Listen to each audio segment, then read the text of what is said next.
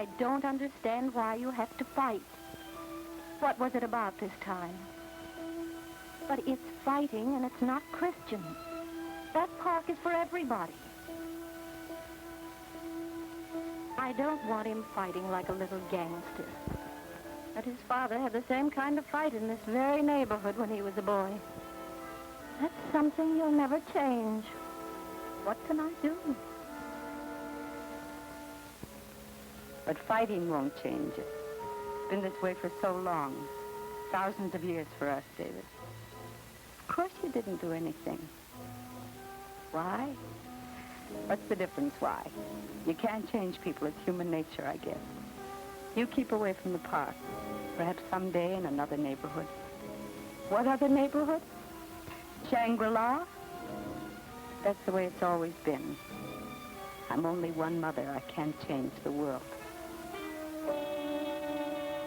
So we can't change the world. It was always thus. Youngsters who say, no Jews allowed, grow up to this. America only for his kind. No niggers wanted. Keep the Pope out of America. In another country, the same youngster becomes a stormtrooper. Why was German youth taught race hatred? Times were hard. Jobs not to be found. Food not enough. Whose fault? Not our fault, said the rulers of Germany. The Jews, the Reds, the Catholics are robbing you. Hate them. Destroy them. Then you can be rich. The desperate youngster listens. He attacks his newfound enemies on command. His victims are impoverished, but he gains little. Yes, he is fed, while his false leaders feed and fatten on him and his victims. Now the young trooper kills on command. Look yonder, says his leader, rich land. It belongs to the people of Czechoslovakia? No matter. They are not his kind. Therefore, they must be inferior. Therefore, he goes to war to establish the mastery of his race, to make huge profits for his masters. No, he did not get that rich life. The Nazi did not win the world. But who paid the price of our victory? Who did not pay? While we allowed race hate to grow, the haters planned a war against the world. We did not ask, who teaches hatred? Why do they nourish it? For whose benefit? The mothers say there's no use asking. We can't wipe out such hatred. This is human nature. Then let us set the starting date of the next world war. Let us compile statistics. How many of today's children must be tomorrow's legless heroes? This, then, is our future. If we must hate all who are different from ourselves, we must see this, be this, do this again. But must we? Can those mothers be wrong? Can we build a future without this? In many communities of our country, these questions are being asked today. In 1943 and 44, the same questions were heard in every state. In Los Angeles, mobs attacked Mexican-born Catholics. Some citizens asked, isn't there a way to stop this hating? In Beaumont, Texas, white hoodlums stormed the Negro community. Other whites asked, can't we end this blind hate? In Detroit, days of violence brought death to Negro tenants of a government housing project. Union workers and their friends asked, how can we stop this bloodshed? In New York, the same questions were heard. In one neighborhood, a group of parents set out to find the answer. It's a typical American community, though it is part of New York City. A neighborhood like yours, of rich and poor, and mostly in between.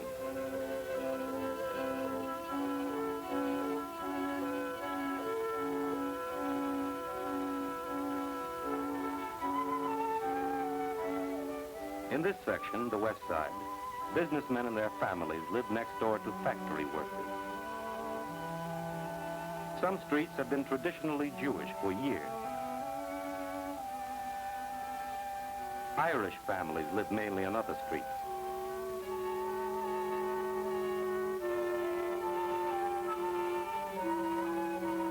For years, Negroes were the newcomers. Like newcomers in any town, they got the worst of it.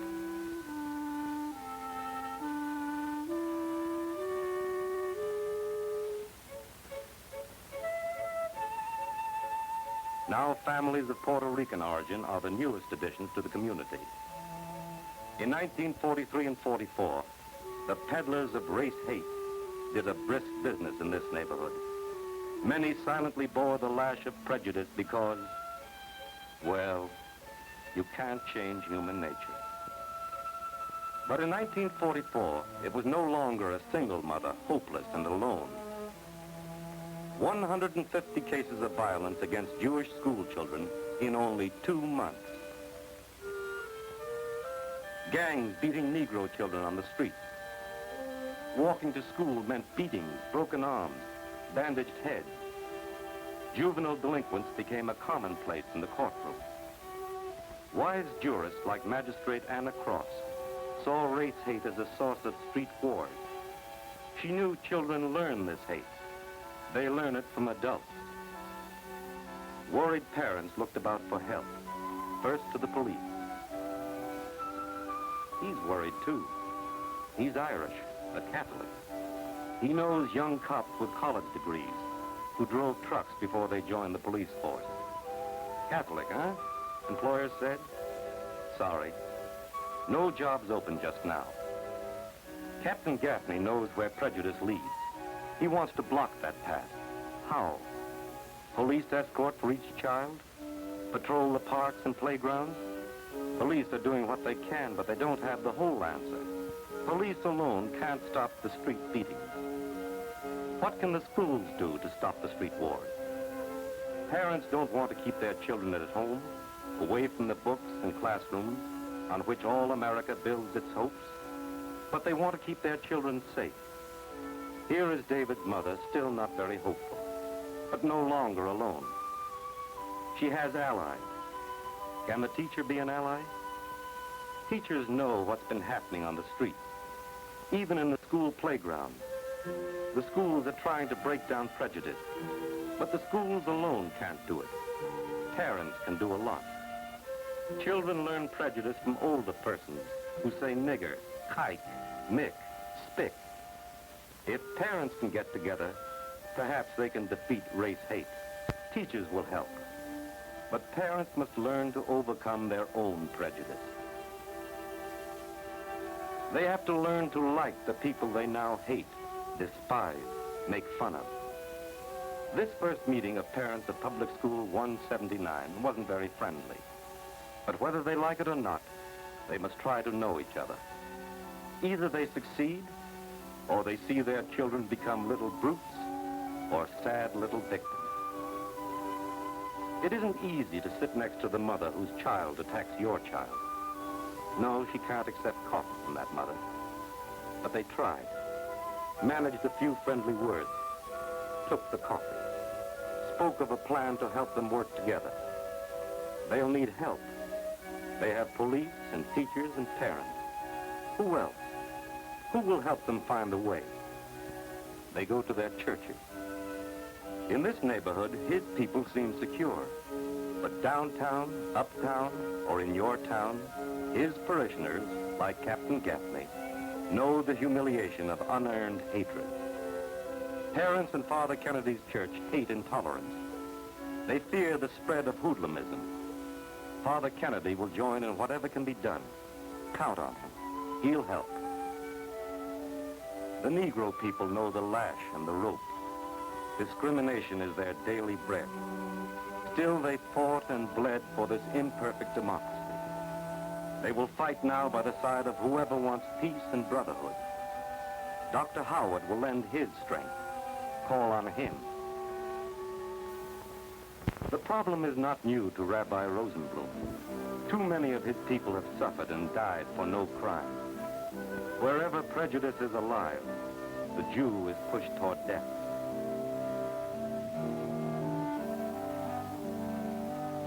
Children of his church are among the first victims of race hate. The rabbi will help in any plan to wipe out such hatred. His parishioners seem the safest of all groups in the neighborhood. the white Protestant American. But is anyone safe? Who was a bystander in the war? Who will be out of reach in the next war? Not Dr. Farber's congregation.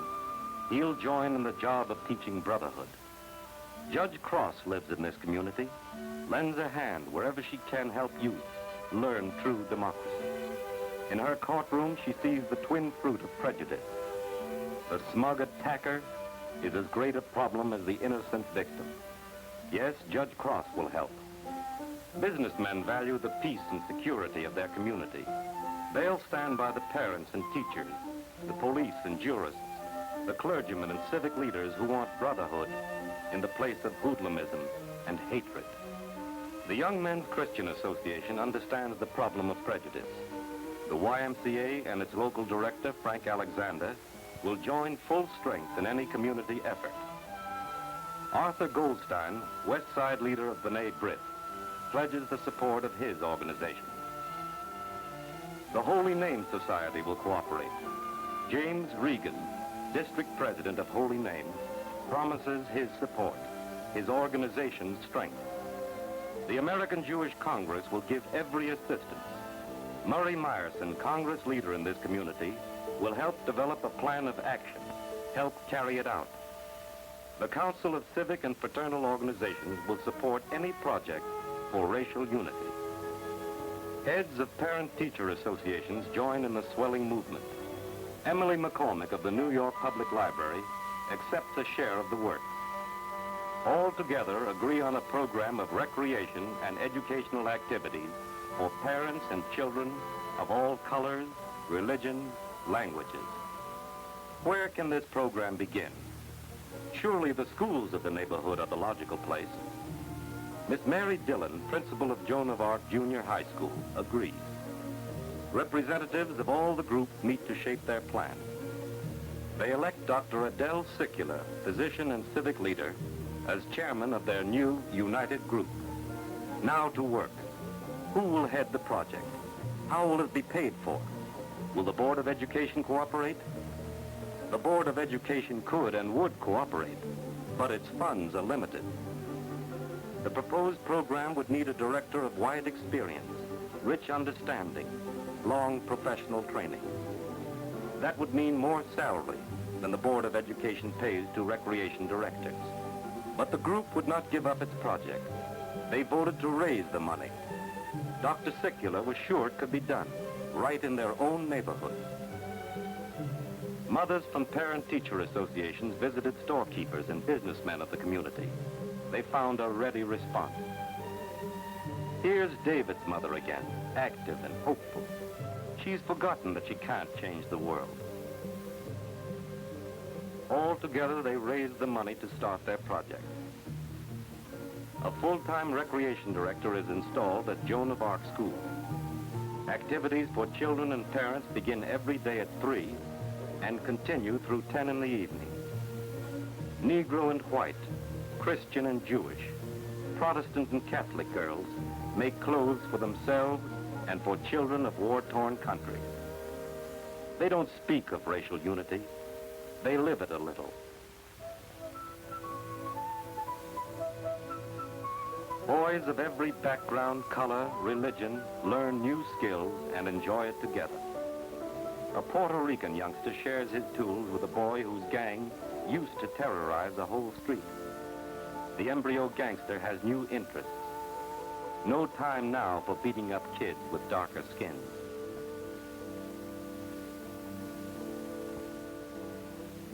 Mothers meet at a Negro History Week exhibit. Hear a lecture on Negro life.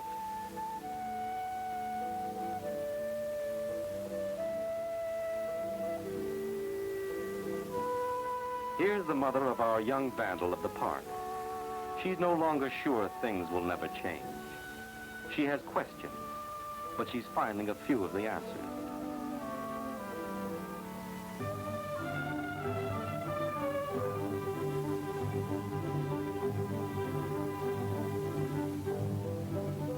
Furthermore, race prejudice isn't natural. That is, children don't naturally have it. Children learn it from older people. Children naturally play happily together. older boys and girls use a converted check room for games. Here you don't ask your partner what church he attends. What's your game? Checkers? Okay, let's find a table. Students and parents play together in the orchestra.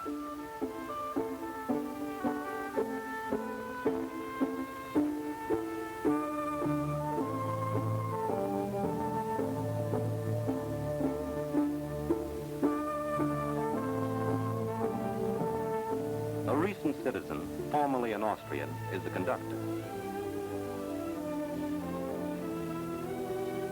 There's a uniformed piccolo player whose ancestors arrived here a few hundred years ago.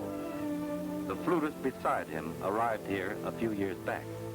His language is Spanish.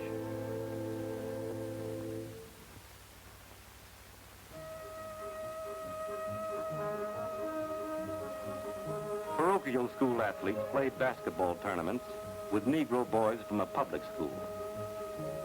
A YMCA team will play the winner of this game.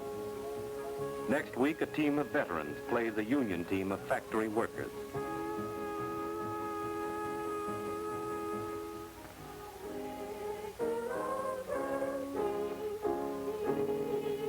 Parents, students, friends, neighbors sing together, work and play together.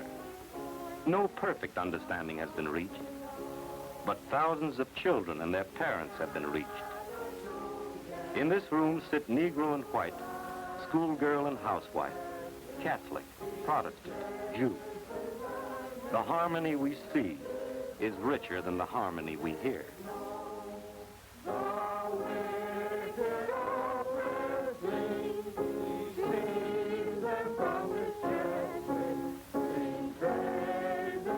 Their unity reaches outside this schoolroom, this building. Their unity lives. It spreads. Street wars have ended. In this community, juvenile delinquency has decreased and is still shrinking. They're learning to live together, to make brotherhood part of daily life. Friendliness as natural as milk for children.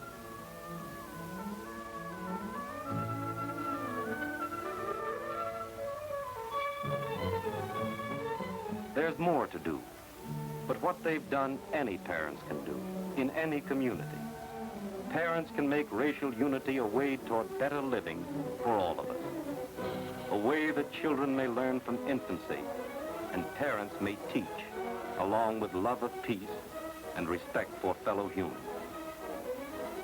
They're doing it in many parts of the city. How is it in your town? Do you live near Freeport, Long Island? Then you know of the murder of 2 Negro soldiers. The reason? Only the color of their American skin. Are there church schools in your city? Is this your community? And in the South, do bus drivers and conductors shoot down your fellow men like this? The answers are all the same. It's still happening. The Ku Klux Klan is alive. The cross of peace and brotherhood is burning in violence and race hatred. You can stop it. It's in your hands, whoever you are, parent, teacher, businessman, worker, policeman, doctor. It's in your hands. You can stop it in your hometown, whoever you are, wherever you are.